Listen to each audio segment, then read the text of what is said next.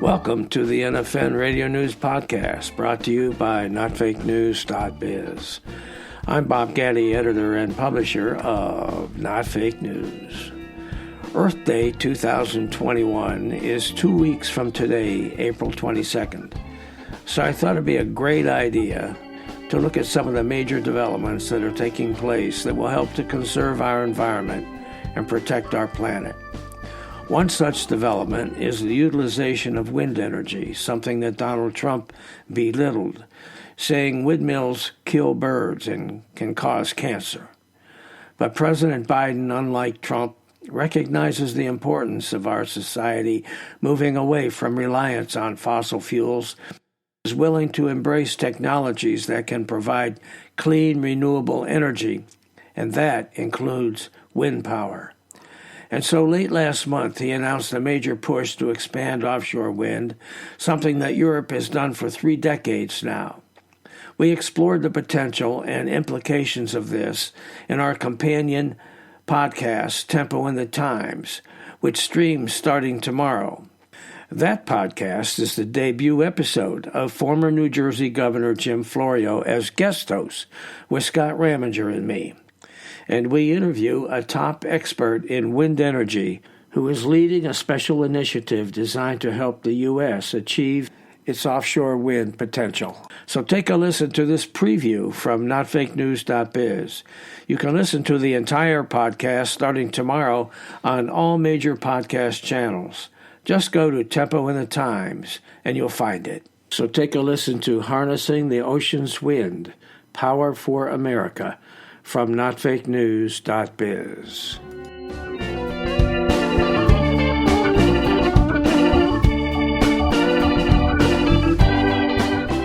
The Biden administration's new plan to develop wind energy resources off the Atlantic coast can result in hundreds of new wind turbines, producing massive amounts of clean energy within the next few years, according to a top wind energy expert who appears on a new podcast with New Jersey attorney and former governor Jim Florio.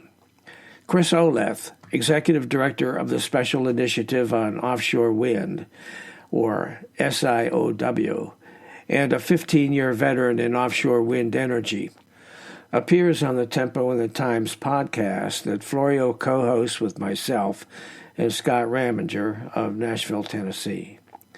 SIOW is a leading policy group providing expertise, analysis, information sharing, and strategic partnership support for key offshore wind stakeholders. Oleth previously was senior manager of stakeholder engagement at Ørsted, a major offshore wind energy company. Offshore wind is an energy resource whose time has come, Florio says on the new podcast, which will stream Friday, April 9 on Spreaker.com and other major podcast channels. Nothing is as powerful as an idea whose time has come. The concept of offshore wind, clean energy, and climate change sensitivity is an idea whose time has come.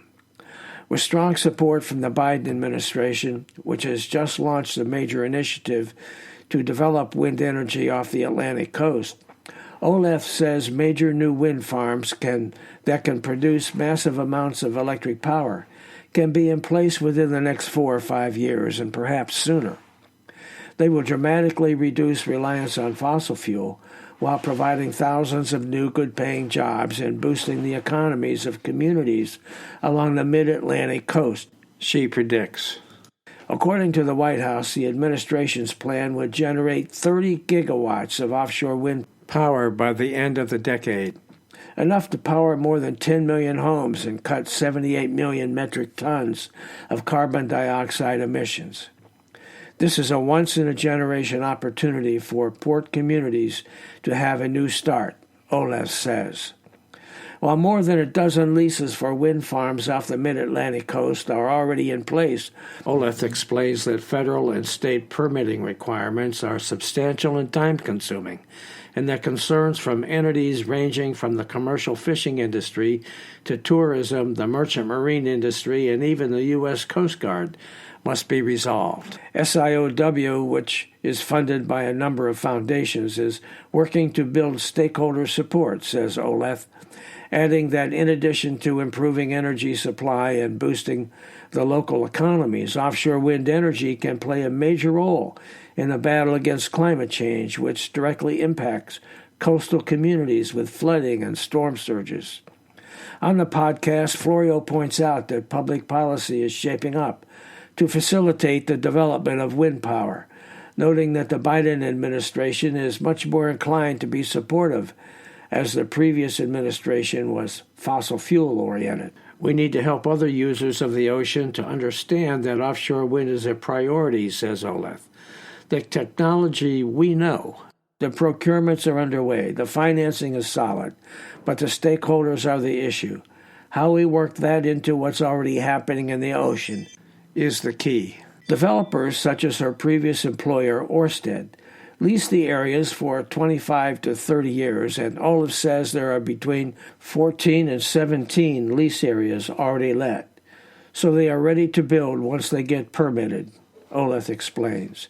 She points out that the closest current wind farm is now 15 miles from shore, that such facilities must be placed at least 3 miles offshore in federally controlled waters. There are tug and tow lanes that need to be adhered to. Some coastal communities don't want to see turbines right off the shore, she says.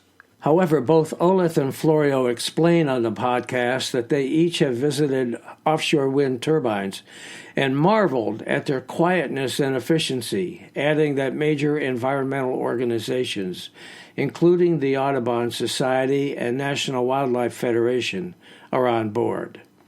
Despite former President Donald Trump's claim that windmills kill birds and cause cancer, statements that Florio calls ludicrous, wind power has the potential of helping to significantly assist in the nation's battle against climate change, generating vast numbers of good jobs and helping to protect the environment while generating reliable energy supplies. The benefits of offshore wind energy are threefold, Oleth says. There's benefit to the energy system, benefit to the environment, and benefit to the economy. With that kind of triple E alignment, there is no way to lose in pursuing offshore wind for the United States. As we approach Earth Day on April 22nd, it is good to know that aggressive but realistic efforts are underway to harness the power of the wind, so this bountiful resource can join solar energy and other renewable forms of power to help reduce our nation's reliance on fossil fuels and dramatically reduce, if not eliminate, the harmful emissions that they generate. So, mark your calendar. Listen to the complete podcast beginning tomorrow morning, Friday morning. And you can find it by visiting TempoInTheTimes.com or simply going to your favorite podcast channel and putting in Tempo in the Time. So we'll take a quick break here, but after that, I'll be back with a final word. So stay tuned.